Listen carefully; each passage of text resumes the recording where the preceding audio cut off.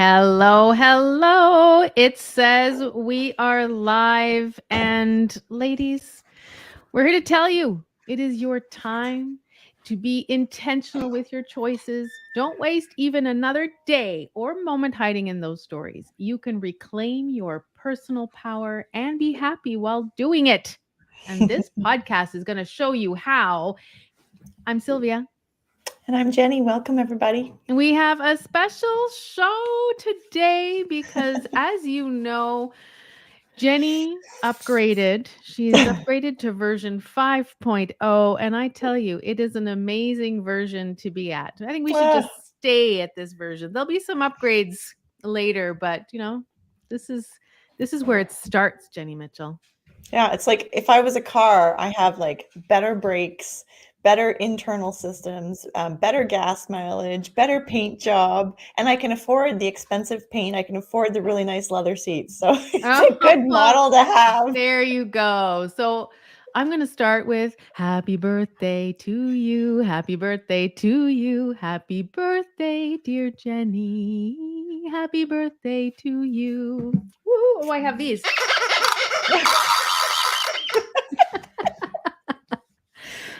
Thank I love you. a good Thank you. Thank you. party. So, Jenny, a whole Mm. episode about you. Yeah, and I'm not gonna lie, it triggered me a little bit. I was like, "Oh my gosh, who am I to take over a whole episode to talk about me?" Isn't that funny? Well, I Right? love it when you shared that with me because I was like, well, who are you not to take Yeah, up a yeah, whole 25 minutes? yeah. Because you have so much so many years behind you now, Jenny, to talk about, I mean, I love it. you've been through Well, a my lot.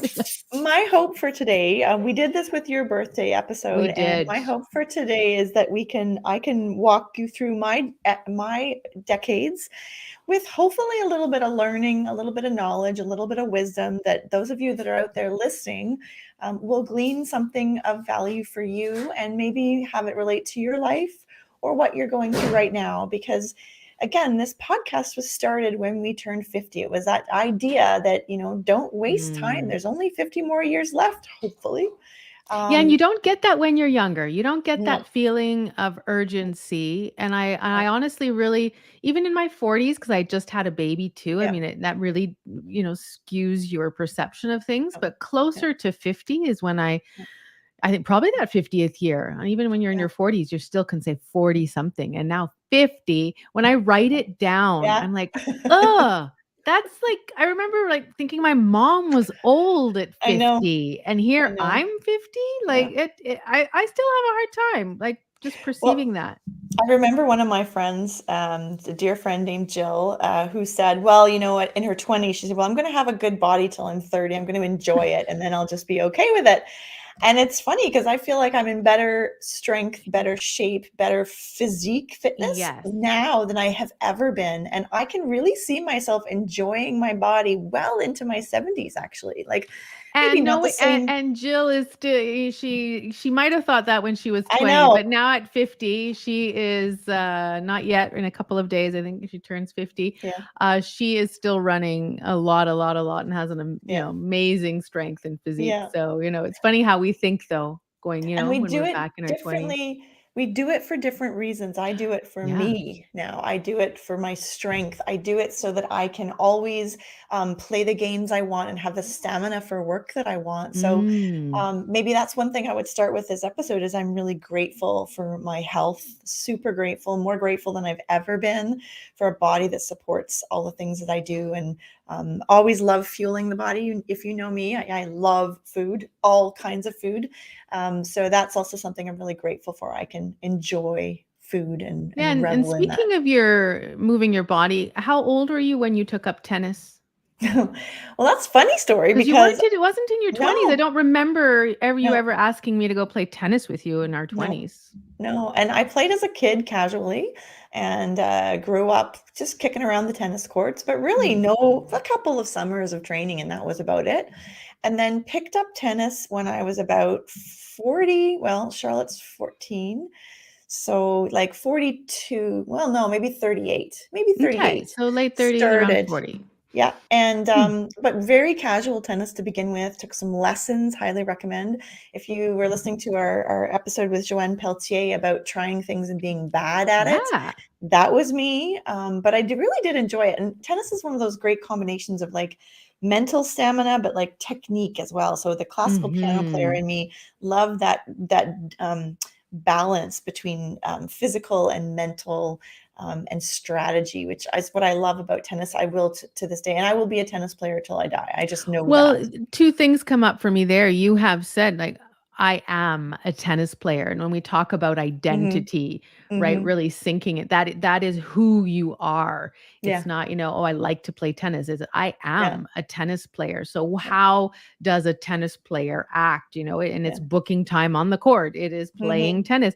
And you saying that you maybe you started out not being the Hmm. best or whatnot, but we're talking to a national champion here, everybody. A couple of years ago, isn't it? Like you Yeah. won the national championships in doubles, was it? That's correct. Singles? In Doubles. I think it was I can't remember, it was the 45 and under category, I think it was.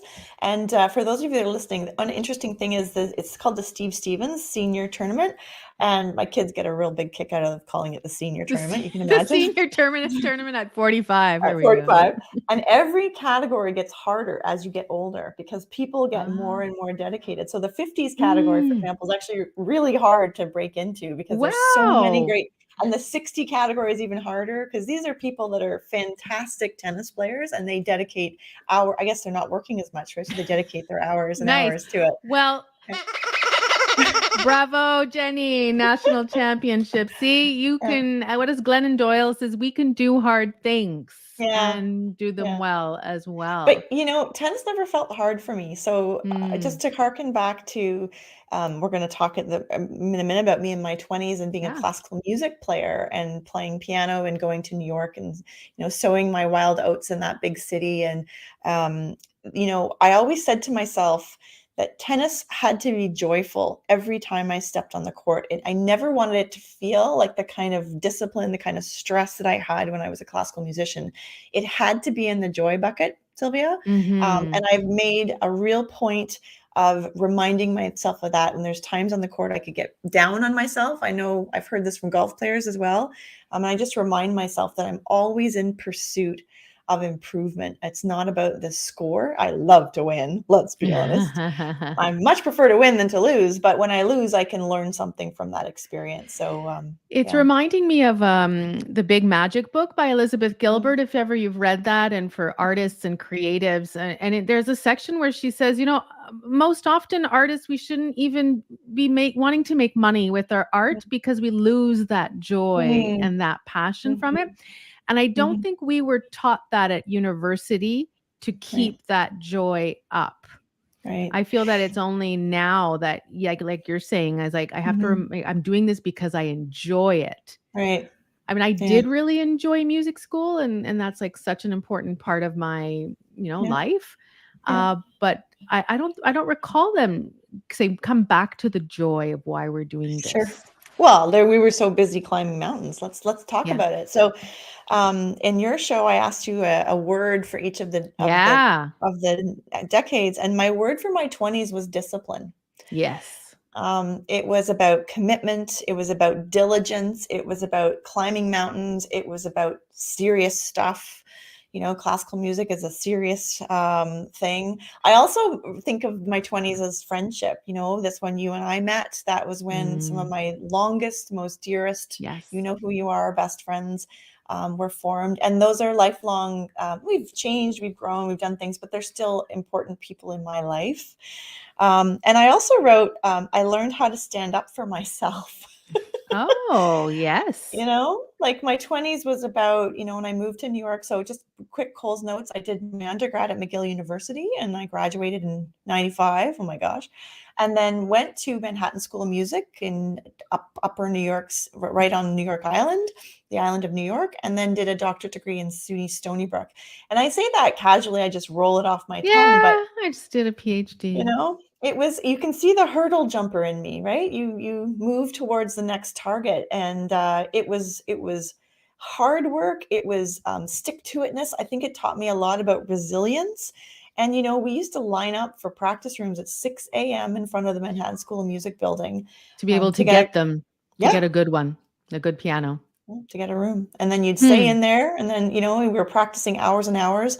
That was also my downfall because I realized along the way, there were people there that wanted it more than me. There were people there that this was their entire life. And I was far too curious for that. And second of all, I really, really loved people, gravitated to people. And so being by myself in a practice room was really unfulfilling for me. That was just torturous. And I think we join in on that subject, like, very much so. That's why I loved choir. There was 100 people around me, or 20 people, depending on the choir, and I just loved choir. That was the social butterfly. And then I gravitated to education. But when you're a solo pianist, you are practicing just by yourself. It's very, very lonely. Yeah.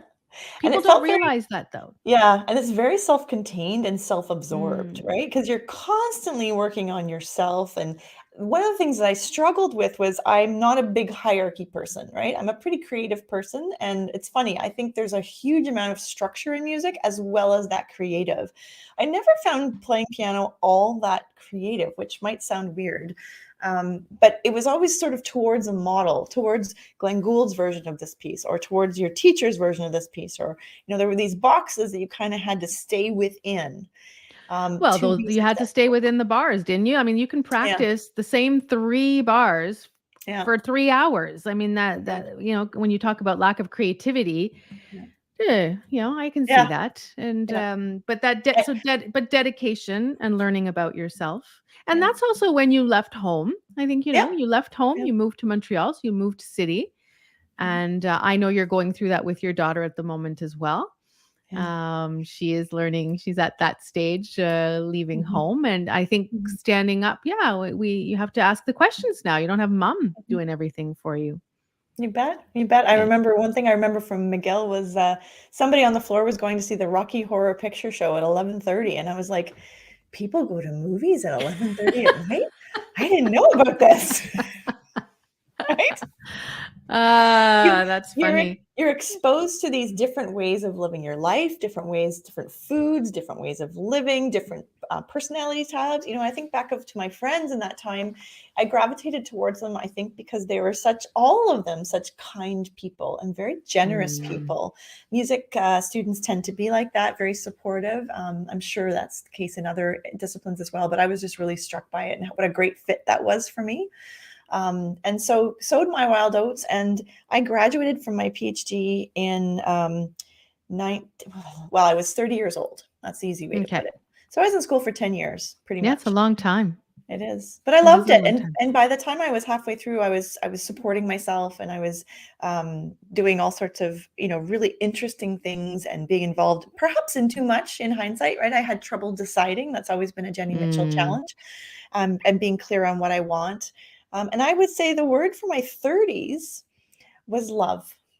Oh, Yeah, was love. So it love. was love. Yeah, Well, you found love in New York, didn't you I did. not? Yeah, You I did. did.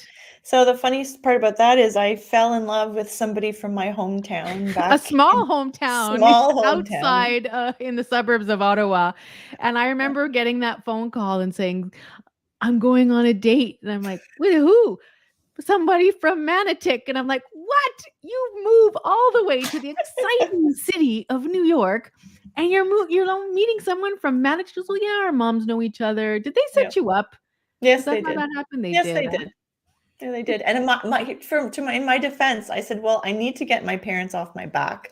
So I'll take him out for breakfast, and then he'll have no suggestion that there's any kind of, expectation there. Right. And the breakfast turned into a big walk, and we had a really nice time. And we both kind of agreed that this was kind of something we enjoyed. And when you're far away from home, to have someone in your Yes. world that's understands where you come from and your values, and there was so much. He was very easy to be around, and he was a lot of fun. My husband's a very funny guy, He and is. yeah, he lives life large and loves to have a good time. So he's always brought a lot of laughter to my life, and I fell in love, right? And that's what you do in your 30s, and you Hmm. make things work. You piece things together. You start trying out new things. We bought an apartment, and soon after I finished my degree, we had children, and again, falling in love with those babies and learning how to have a different identity. That was another thing I was thinking about. My identity in my 20s was a pianist.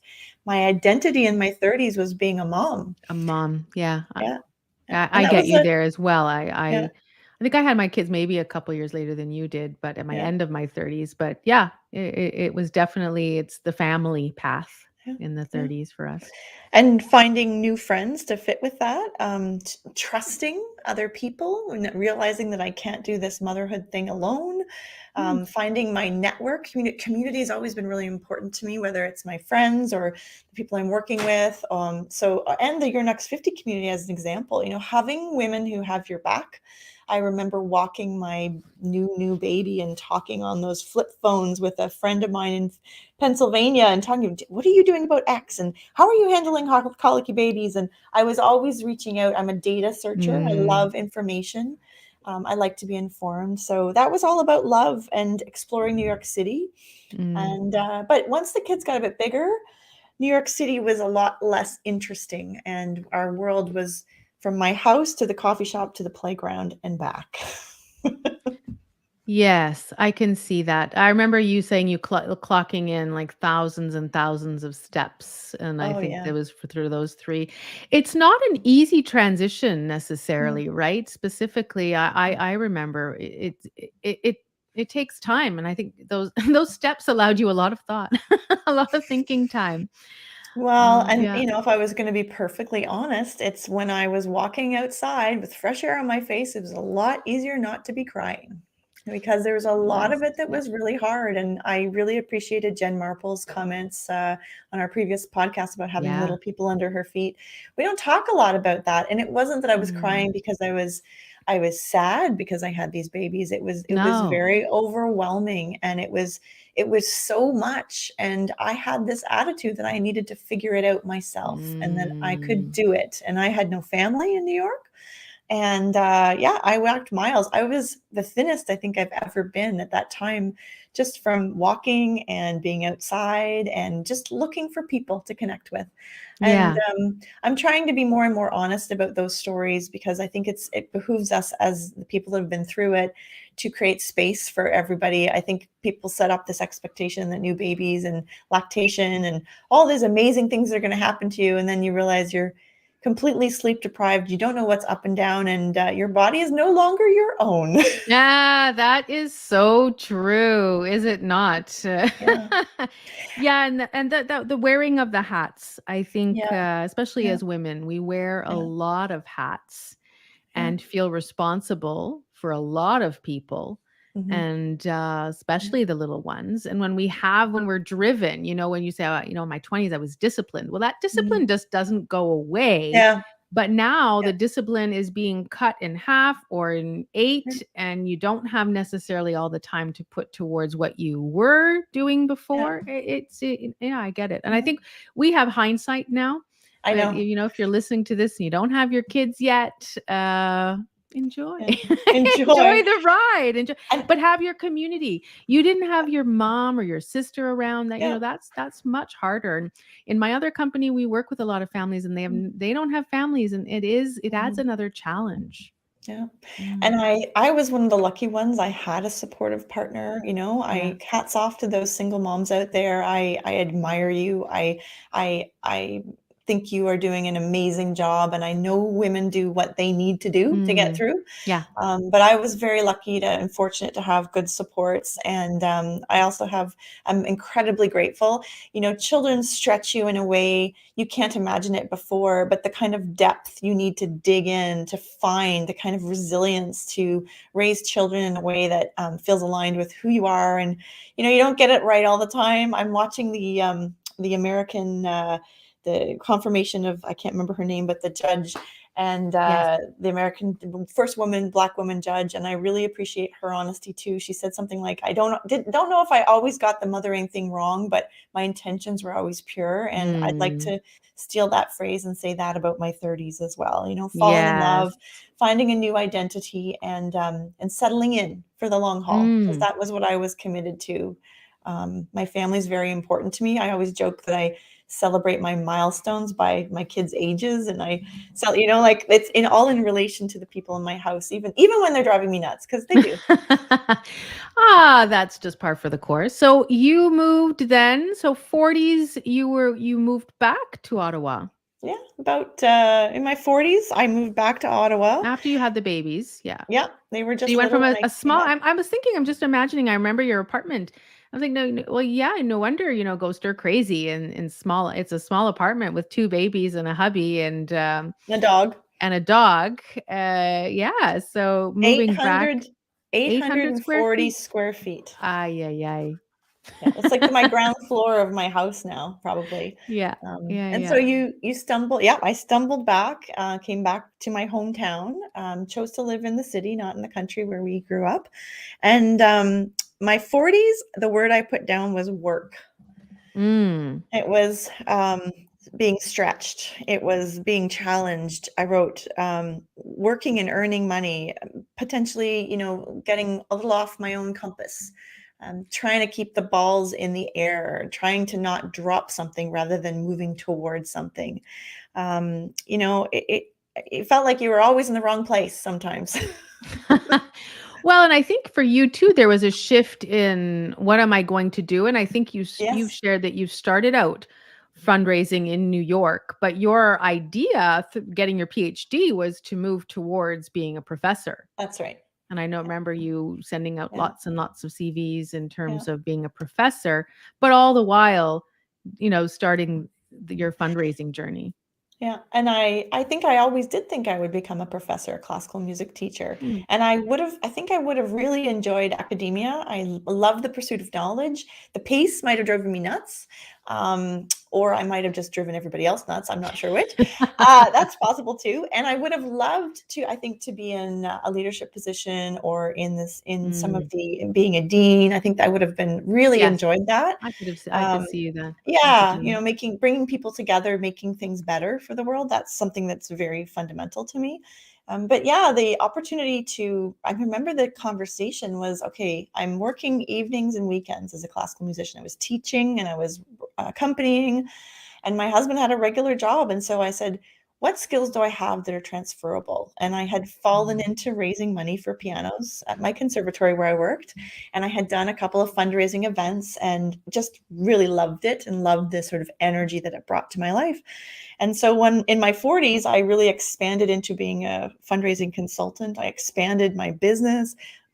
Excuse me. I started speaking. I started, sharing my wares and my approach, which took me a while to find. There's lots of different kinds of fundraisers, and I wanted to be true to who I was and the kind of compassion that I have as a person, and bring that. And I always found the staff in the not-for-profits were always the most amazing people, and they were people I wanted to spend time with. That is so true because my time at McGill was working with development and alumni relations, and Yeah. they're such open Mhm. people, but you have to be because they're working with other people. So they're very much Yeah. like both of us, right? A very people person. They can have a conversation, the amazing conversations, and they're very Mhm. knowledgeable about what's going on in their field, but other fields as well, because their donors donate to a whole bunch of things, and you need to be, Yeah. knowledgeable and just very Yeah. that love of life, And curiosity, right? curiosity. Yes, Yeah. I yeah, think only as a journalist would you ever have the same thing where you start the day and okay, today we're learning about scientific physics labs for X, Y, and Z, and you're right, raising money for that. And the next day you turn around and you're talking about art galleries and the yeah. footprint of the art gallery at the university. So, and it could be social services. I mean, I worked in all sectors. I worked in sport. I've worked a lot in hospital healthcare as well. Really compelling cases in there, and I built my skills. I was Mm. working like a lot, and we talk a little bit about the masculine and the feminine. I think I was in masculine energy for a lot of it. Driving finishing my career, making sure my name was really out there. And we hit a burnout at some point. I think there was a time, maybe a couple of years ago, where I said, I love the clients, but I need a different relationship with work. And that kind of sets up my, I guess, stepping into my 50s, and also the end of my 50s, or the end of my 40s, I decided to do an executive coaching certification. So piano, fundraising, momhood, and now an executive coaching certification, which has sort of been this wonderful bow. It brings all my life Yeah, it experiences really together. does. It's not, it doesn't seem like, oh my gosh, Yeah. it just ties everything so nicely together Yeah. in this And I beautiful think package. yeah. And I was really, really taken by the people that were drawn. Again, I'm talking about the people, to the certification program that I did through Royal Mhm. Roads, and the kinds of learning I did. It so aligned with my values. If for those of you that are listening that have never used a coach like Sylvia for entrepreneurs and businesswomen, or like myself for somebody who works primarily with executives, and senior leadership folks, coaching is not about telling people what to do. Oh, no. Right? Coaching is about creating a space and a relationship of Mm. trust to help somebody or to partner with somebody to find their path forward that feels right. Mm.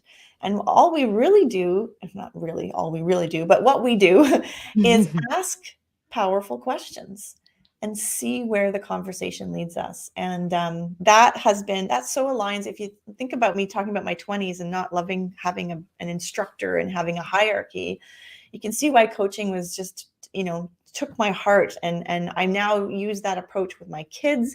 I really try and think about that when I'm leading a board of directors, bringing a coach approach, an inquiry based appreciation for people, for what they bring, Mm. and open-ended questions to come to a new level of understanding.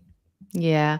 I'm thinking, if you had become a professor, we Mm, always say we are where we are, and that's where we're mm, supposed to be.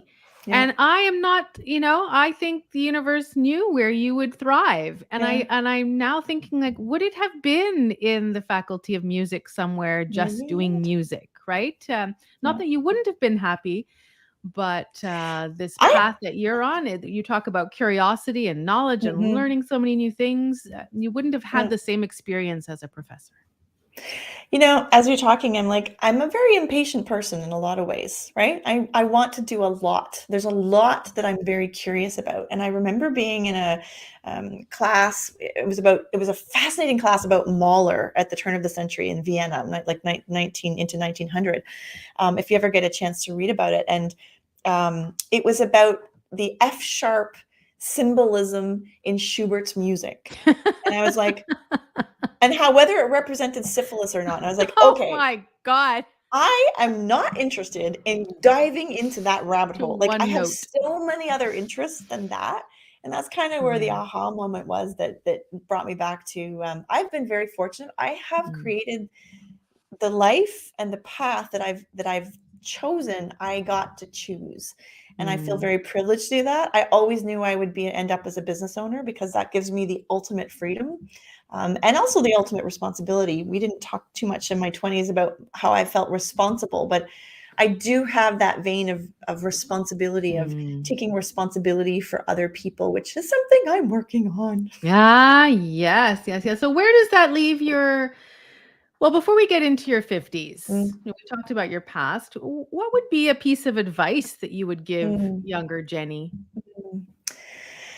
Wow. Okay. So younger Jenny, I think I would have said there's always more time than you think. Mm.